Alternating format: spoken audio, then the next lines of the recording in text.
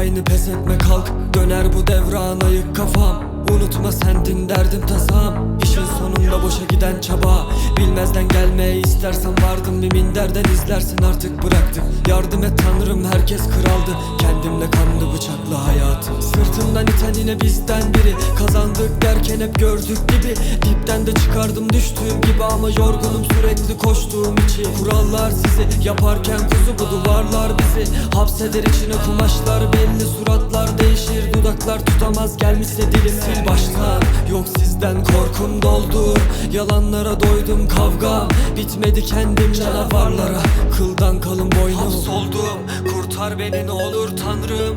Hep bu bataklığa saplandım. Dayanamam, hiç kalmadı sabrım. Kaçtığım her şeyle baş başa kaldım. Kargaşa haklı bir isyan. Bizzat yüzleşte pişman olmadım. Hiç şans yüzümüze gülmedi. İşgal altında olsam da sadece idman. Her gün inan hiç fark etmez. Düş kalk, yine vazgeçmeye alt üst oldum, kaybetmem. Dönmeyi düşler sizi affetmem. Girdap sana savurur beni bu hakimdat. Hep savaşırdım, bu bir idam.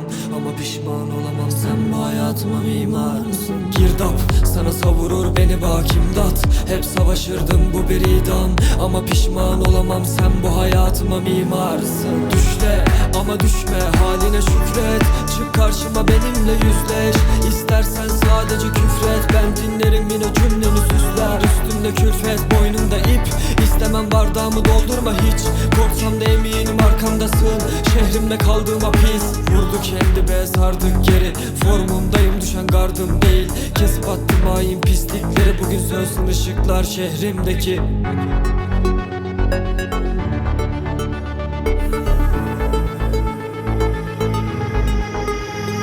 Bir girdap sana savurur beni bakimdat. Hep savaşırdım, bu bir idam. Ama pişman olamam, sen bu hayatıma mimarsın. Şehrin boğazına denk, gözlerin özledim oldu epey.